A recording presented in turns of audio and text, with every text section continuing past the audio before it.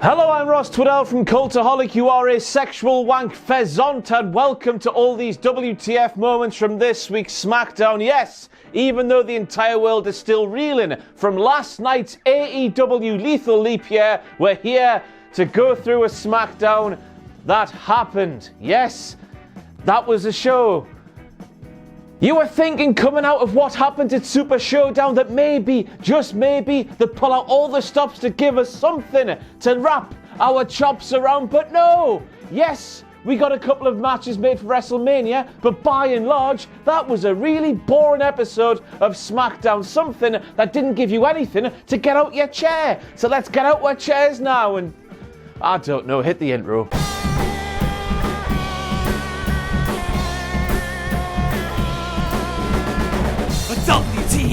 WTF! Now I am making the reaction to Goldberg coming out at the start of the show a massive WTF moment, because for one, there were chants of Goldberg, big ba-ba-ba-ba-ba, and there was also a few cheers as well. After watching Super Showdown and the result to that main event, and then watching the entire WWE universe, apart from Sam Driver, of course, ooh, isn't he so cool and badass and edgy, ooh. Collectively crap on that win for Goldberg in Saudi Arabia. I was expecting Roman Reigns night after WrestleMania 33 levels of booze and sweet old heating Tom, but did it happen? No, it didn't, and it was weird. Ooh, we obviously all collectively said when Maggle Cole told us that a photograph of Goldberg posted to WWE's official Instagram account got a record-breaking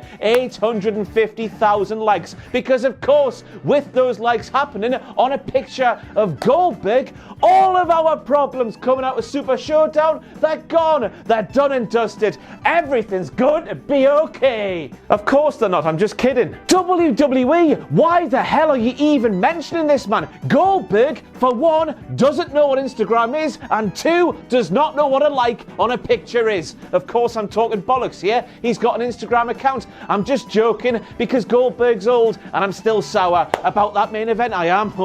But by bringing up those 850,000 likes like they did right at the top of the show, WWE was seemingly saying we can just forget about this 53-year-old man beaten clean, squeaky clean, in the middle of the ring with no shenanigans whatsoever. This mythical, supernatural being who is seemingly undefeatable. We can forget about this rising star getting beat by the same old bloody nostalgic paintbrush we use way too many times. We can forget about the way in which Goldberg won that match in the face of everything Seth Rollins threw at the Fiend. It made no sense. We can forget about WWE seemingly not wanting to create new stars on the level of Goldberg and Austin and Rock, etc, etc, etc, because all of those issues, they do not matter, because we got 850,000 likes on a picture of a bald man. Shove those likes up your ass. One Cultaholic related thing in the arena in Boston, Mass, as Tony Chimmel used to say back in the day, thanks to Roshan, who went to the show in his Cultaholic hoodie. Next time you go to a show, take a sign or something, or do what he did. Oh. And while we're here just about talking about WWE killing potential super duper stars, it is great to see that Bray Wyatt himself agrees. I just can't imagine what it must feel to be like Bray Wyatt at this minute. You've gone back to the drawing board. You've created something you can only think of when you're taking acid. I'm not saying Bray Wyatt's taking acid, but there's a good chance when you come up with something like the Firefly Funhouse transitioning into the Fiend, you need hard drugs to do that. Maybe. You've created something special, you've created something everybody just about is invested in, and then you get pushed into the main event title scene way too quickly because Halloween and we can sell masks and and then you're set up to be beaten before the first WrestleMania you could compete in this new gimmick has rolled around. Of course WWE would want somebody bigger probably to be the champion going into, I don't know what, he must feel sick I'm flabbergasted. Mago, mago, mago, mago, mago, mago, mago, mago, mago, mago, mago. And now we have a direct quote from Michael Cole, who said, staring at Goldberg, acknowledging the WWE Universe while talking about Roman Reigns walking down to the ring and fist bumping some children. All part of the psychological games that Roman likes to play with all of his potential opponents, Michael Cole followed that up with. I bet Roman Reigns being a nice bloke to some children has his potential opponents quaking in their boots. Psychological games, what the hell are you talking about, man? Vince McMahon sacrificed the Fiend for Roman. Vince McMahon sacrificed the Fiend for Roman. It's 2016, it's all about Roman. Some of you might think I'm clutching at straws here, but just take a second, step back and think about what's happened recently and where we're going to at WrestleMania. It's sad. In doing what they're doing at the moment, WWE are doing their best to get Roman Reigns booed again, like he was way back in the day when he was over-pushed and shoved down the throats of all the fans time and time again. Even though Roman, since he came back from his bloody illness, he's been doing wonderfully on his own accord. How stupid does Vince McMahon think we are? I laughed there because he thinks we're very stupid. Yes, he does. The reaction when Roman said the line, which I reckon every single person backstage was thinking, oh, this'll be the shot that'll close the promo package for the big match on the night. This'll be a moment we all look back on and think, wow, what a defining moment for 2020 for WWE that was. When Roman Reigns said, aye, Baldy Billy, I'll be the next one. Go on, see you in Tampa. The reaction was so mild, I've been forced to wear a jumper. And I don't know about you at home, but I was sat there watching this opening segment thinking, why the hell have they not fed into something they must have known they were going to create? Why have they not fed into Goldberg getting booed by more people than he was cheered? They must have known this was coming. They must have known the overwhelming majority of the watching fans were so invested in the Fiend that a part-time 53-year-old man coming back was going to get that part-time 53-year-old man booed. Why not have Goldberg come out at the start of SmackDown and have him trash the Fiend and the stars of today? Why not then have Roman come down, defend the Fiend in some weird way, defend the superstars of today, and then batter Goldberg for the good of the stars of today? Why are they, what are they doing? We all know that Goldberg wants to be a hero, and yes, he did sort of saunter down with a weird poo-eating grin on his face that hinted he was being a little bit heely. But this could have been so much more and added way more layers to the story and made everything all the more compelling. I can't believe they didn't do it. It was that easy, wasn't it? And while we're here talking about this moment, Roman Reigns walking up to Goldberg and saying, aye, that's me. And then the powers that be going, aye, Roman, aye, it is you, let's just do it. Why the hell not? The WrestleMania match is made. That's a bit of bollocks, isn't it? Now, I know that the Women's Elimination Chamber match where Shayna goes on to face Becky Lynch at WrestleMania is being lambasted for being too predictable, but I'd rather have that and then go through a match with a bit of story involved than just watch Roman Reigns walk up to the champion and say, how, Bagsy me, dibs on that ting. I know that Roman has put the time in against big baldy bastard Baron Corbin over the last 7 years of feuding. But come on, man. Sheamus was on last week's SmackDown saying, ha, the Elimination Chamber there. It's a big old bloody rat chap. I'm going in there. So there must be going to be a SmackDown men's chamber match. Why not have it with... I don't know. Obligatory mention of WWE getting Bayley's SmackDown Women's title reign length wrong. It's not the 280 days Michael Cole claimed. When SmackDown was happening, it was 140. Why are they doing this? That's what Teddy Long looks like these days. Who would Adam and Eve, Tag team match player. If you watch SmackDown, that'll make sense. Now, I faintly remember a few weeks ago on SmackDown, Lacey Evans cutting a promo where she had a go at Sasha Banks and Bayley. Lacey claimed, unbelievably, that Bayley and Sasha Banks had turned into a pair of heely heels to make up for a lack of talent. They were hiding behind the heeliness because of a lack of talent. Lacey Evans' words, honestly. I mean, when she says absolute, ripe, horrible, smelly bollocks like that, and then does bollocks like that thing over the top rope on this week's SmackDown. She doesn't half look like a nasty, I do declare. Now it's Banks driven into the barricade, said Michael Cole, when it wasn't, it was Lacey. 4 championships in WWE? I mean, it's absolutely right. I looked on Wikipedia. Bobby Roode has held the NXT Championship, a Raw Tag Team Championship, the United States Championship, and the 24/7 Championship. But 4 title reigns in WWE is still a WTF moment to me, at least, because I can't remember 3 of those 4 things. I remember the NXT one, but not the rest of them. It was a shock to me. Poor Ziggler, breaking that man's heart, he said about Ziggler and Otis. Open your eyes, Maggle, remove that soul patch and get clued up on what's actually going on. Now, I covered this on the Super Showdown WTF Moments, but just in case you missed it, here's a huge scope I got on Twitter last weekend. And then we've got to make it a WTF moment with a huge scope I managed to get on Twitter last weekend when Michael Cole said during Super Showdown that Dolph Ziggler was the one to ruin Otis's date with Mandy. Somebody show that tweet there to Michael Cole, and Michael Cole will surely feel, he might not, he's a bit silly, but surely he will feel that Tucker is the guilty party. He threatened me right there. He is insecure. He has done something wrong. I didn't provoke him. I just called the person who meddled and sent that text message on Mandy's behalf a cockwomble, and he's taken that to heart. He is the cockwomble, not Ziggler. What was Ziggler doing at the restaurant to begin with? I guess that's an issue. We'll cross down the line, but Michael Cole, it's all down to Tucker, and you heard it here first. Tucker is guilty and a massive arsehole to boot. How dare you do that to Otis? The more people that know about this now, the better, because then he'll get outed quicker and cancelled. Hashtag cancel culture or something.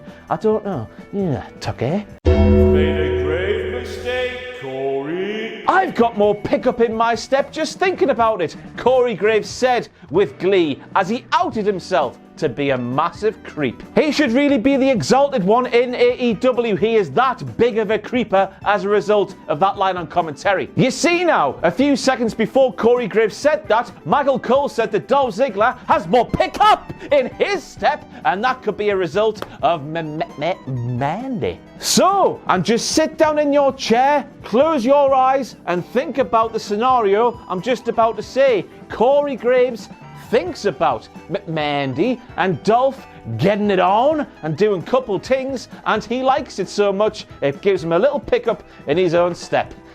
Oh, and then we have a direct quote from that snaky, horrible, disgusting prick called Tucker when he tells Otis sometimes the guy doesn't get the girl. I think you've got to let Mandy go. And I was thinking, no, shut up, Tucker, you utter cockwomble. We saw on last week's SmackDown, Mandy wants it. She wants the date with Otis. Otis, deep down, even though he's horribly sad at the minute, and it breaks my heart, it does, deep down, he still wants it. Everyone still wants it, apart from you. Don't listen to that man, Otis. He is not your big brother. He does not have your best interests at heart. He is jealous. He wants you all for himself, and he won't let Mandy share you with him. In the words of War Geordie, Cheryl Cole, Otis, you've got to fight, fight, fight, fight, fight, fight, fight, fight for this love. Do not give up, Otis. Sack that useless, no good, slimy,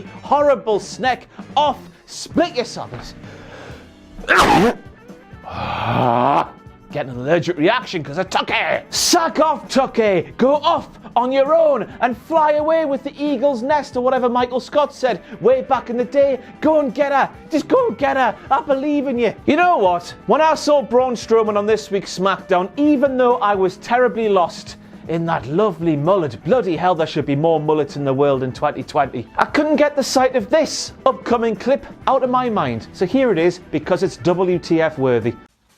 All right, ladies and gentlemen, pre-workout beef and rice before I go and train my boobies. Yes, I'm high on helium. And then we got towards the end of this contract thing, and it was weird. Renee Young started the segment. Wasn't it nice to see her back on SmackDown once again? Yes, it was. She started by saying, "Gentlemen, you've all had an opportunity to review this contract." This contract, of course, that must have said, since this is the match that WWE have been promoting, Shinsuke Nakamura, Braun Strowman, singles match, Intercontinental Championship on the line at Elimination Chamber. Sami Zayn then starts speaking. Braun Strowman cuts him off and says, "Oh hell, I'm so sick of you talking there, Sami. I'll beat all three of you clowns at once." And then Sami's all like, "Well, Braun, you said you'd be happy to face all three of us at once, and then you signed that contract, so that must be it then. You can't go back on your word. You said the words and then signed the contract that would say different words. It's official. It's a 3-on-1 handicap match at Elimination Chamber." But again, as I said just before, that contract that Shinsuke Nakamura and Braun Strowman would have signed would have said Strowman versus Nakamura singles match. That's not how it works, Sami. It doesn't work like that. Sami and then Big Dick Tony doodling on that contract does not change a thing. If I was getting a mortgage, say, and I agreed to whatever term, 25 years we'll say 500 and something pounds a month. If I agreed to that and then they wrote up a contract and then when it came to signing that contract, if I went, "Oh, I would rather pay this off in one go," and doing that in one go, I'd rather just pay £1. Let's just scribble over the 500 there, scribble over the 25 years. There you go, £1 one day. They would tell me to get out the room. That's how contracts work, Sami. Oh, aye. The helluva kick. Sami Zayn is one of the best professional wrestlers in the world. It's easy to forget this fact when WWE have this, fantastic professional wrestler doing anything but professional wrestling on their professional wrestling show. Why? Let's take a trip to last week's SmackDown, of course, where Michael Cole saw Heath Slater in the ring, ready to take on Daniel Bryan. He saw Drew Gulak walk down the ramp with Heath. He saw Drew walk around the ring, sit down, 1 seat along from him, yet for some reason, Michael Cole still called Drew Gulak, who was next to him, but 1 seat, Heath Slater. This week, of course, Maggle see, Maggle do. He sees Curtis Axel in the ring in front of him, but instead of calling Drew Gulak, he calls Drew Gulak Drew Axel. Because, of course, names are hard when they're not the big dog, and it's boss time!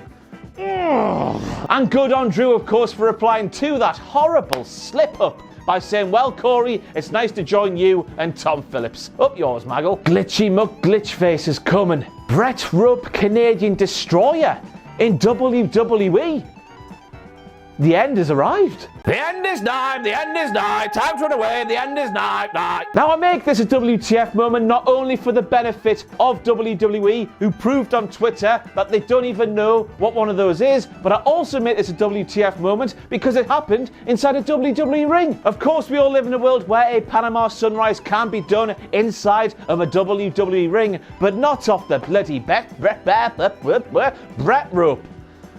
Nearly malfunctioned at the sight of that. It's God. Made a grave mistake, Corey. Next up, Corey Graves claims there's only one John Cena. He didn't do the song, but he said those words, and fans have made noughties WWE know that is not the case because we also have a living, breathing John Cena Sr. And he would have begged to have differed in a really flamboyant manner, Sonny Jim. John Cena Sr. speaks like that for some reason. It's really confusing. I know how hard each and every WWE superstar works in the hope of just one WrestleMania moment, said John. You fans are passionate about the future of the WWE, and I am too, said John, who appears to want to step aside so the company can build new stars. So in 20 years, we're not just watching matches involving the man who got beat from WWE Hall of Famer Goldberg. This year's WrestleMania should go on without John Cena. He's doing what we're all calling for coming out of Super Showdown. He's stepping aside and letting new faces get to levels he's achieved himself. He wants WWE to make a new John Cena. By God, I can't believe it. But then the Fiend appears, the Fiend does that, and whoopsie daisy, John Cena's on the WrestleMania card, taking spots away from the people he just bigged up there. He gave them hope, then he smashed them down. That's John Cena. Wah-ba-boo! It's just great, isn't it? It's just top levels of utter